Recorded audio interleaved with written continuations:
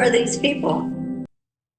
So last story for tonight. We'll kind of keep this a little short, but our audience, our family is probably well aware of this, but just in case those of you who are new to us, welcome. We love you. Thank you for joining us. Um, there's some people who are saying this war in Ukraine cannot be won. And I don't think, honestly, that's really any secret, but I think it's No. becoming more apparent now among some dignitaries in Europe that that this is the case. So, there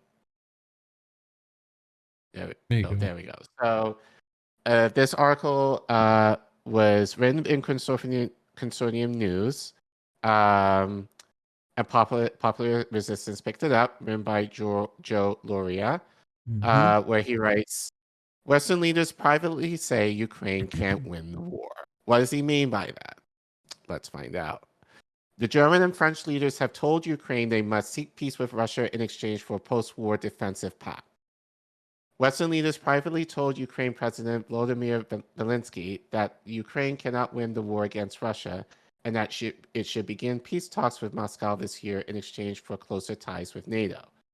The private communications are at odds with public statements from Western leaders who routinely say that they will continue to support Ukraine for as long as it takes and to achieve victory on the battlefield. Okay. In other words, us. Yeah. The Wall Street Journal, which reported on the private remarks to Zelensky, said, the public rhetoric masks the deepening out private doubts among politicians in the UK, France, and Germany that Ukraine will be able to expel the Russians from eastern Ukraine and Crimea, which Russia has controlled since 2014, and the belief that the West can only help sustain the war effort for so long, especially if the conflict settles into a stalemate, officials from the free countries say. We keep repeating that Russia mustn't win, but what does that mean? If the war goes on long enough with this intensity, Ukraine's losses will become unbearable, a senior French official said, and no one believes they will be able to retrieve Crimea. French President Emmanuel Macron and German Chancellor Olaf Scholz told Zelensky at Schultz told Zelensky at an Elysee Palace dinner earlier this month that he must consider peace talks with Moscow, the journal reported. According to its source, the newspaper quoted Macron as telling Zelensky that even mortal enemies like France and Germany had to make peace after World War II. Macron told Zelensky he had been a great war leader, really, but that he would eventually have to go shift into political statesmanship and make difficult decisions. And make difficult decisions, the newspaper reported. At the Munich Security Conference this week, General Peter Pavel, the Czech Republic's president-elect and a former NATO commander, said, we may end up in a situation where liberating some parts of Ukraine territory may deliver more loss of lives than will be unbearable by society. There might be a point when Ukrainians can't start thinking about another outcome. Even when he was a NATO commander, Pavel was a realist in regard to Russia. During controversial NATO war games with 31,000 troops on Russia's borders in 2016, the first time in 75 years that German troops have retracted the steps of the Nazi invasion of the Soviet Union, Pavel dismissed hype about a Russian threat to NATO. Pavel, who was chairman of NATO's military committee at the time, told a Brussels press conference that it is not the aim of NATO to create a military barrier against broad-scale Russian aggression, because such aggression is not on the agenda and no intelligence assessment suggests such a thing.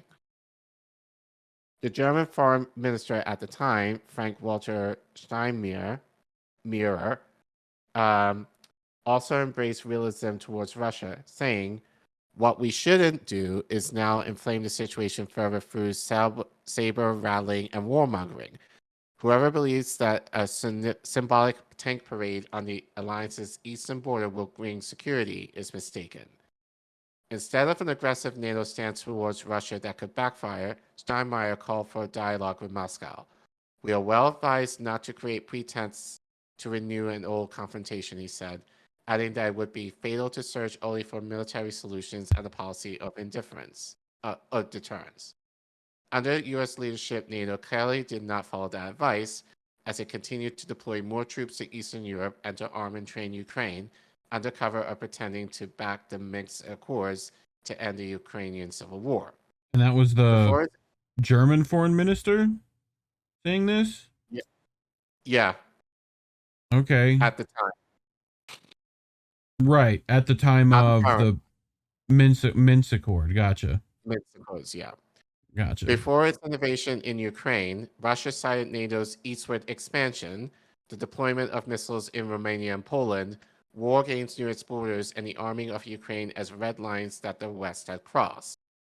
After a year of war, Western leaders appear now to be turning into a realistic approach. Macron, for instance, at the Munich Security Conference, dismissed any talk of regime change in Moscow. Washington has not commented on a journal story about the peace talks for arms proposal. U.S. Secretary of State Anthony Blinken last month discussed with the Washington Post arming Ukraine post-war, but he did not say that Ukraine should seek peace talks. We have to be thinking, and we are, about what the post-war future looks like to ensure that we have security and stability for Ukrainians and security and stability in Europe, Blinken said. Zoom out, please. Yep. There you go. Uh, It's like right on the here. Let's do this. Go ahead. Yeah, got it. Thank you. Blinken told the conference in Munich. The proposal to bring Ukraine even closer to NATO than it already is, with greater access to weapons after the war, should be on the agenda at NATO's annual meeting in July, said Rishi Sunak, the British Prime Minister, at the Munich conference. Yep. The NATO summit must produce a clear offer to Ukraine, also to give Zelensky a political win that he can present at home as an incentive for negotiations, a British official told the journal. The deal with NATO would not include membership with its Article 5 protection, the newspaper reported. We would like to have security guarantees on the path to NATO, Zelensky told a press conference on Friday, however. In the meantime, Macron, according to a WSJ report, said that Ukraine should press forward with a military offensive to regain territory in order to push Moscow to the peace table. There has been no reaction from Moscow about the proposal. Geopolitical analyst Alexander Mercouris, in his video report on Saturday, said Russia would likely be incentivized to continue fighting rather than enter peace talks with the knowledge that Ukraine would be heavily armed by NATO after the war. The Russians are never going to agree with something like this, Mercouris said.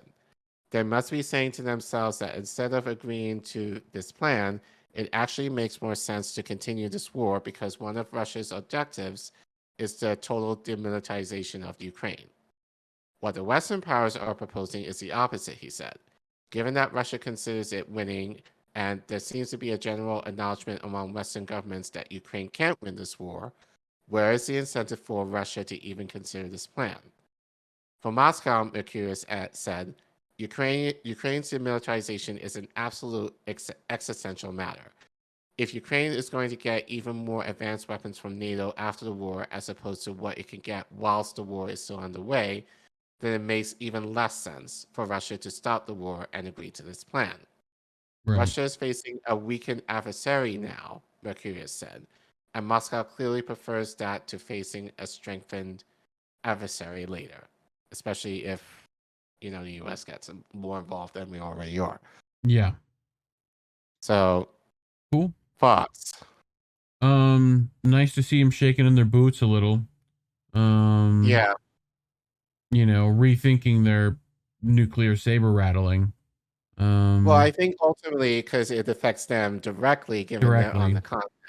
So, right. So it makes sense that they're kind of second guessing. They've also had the most protests about this. I mean, if you want to, both those countries. Right. That's the other thing too, as well as in the UK, there have been a lot of protests about this war. And I think now they're starting to kind of, I think people are just getting really pissed off, given, food's expensive, heat is expensive, everything has become excessive at the exploitation of the working class in Western Europe. And also we want to talk about, especially with Germany, what reason would they might have of not trusting us in this now? You know, right?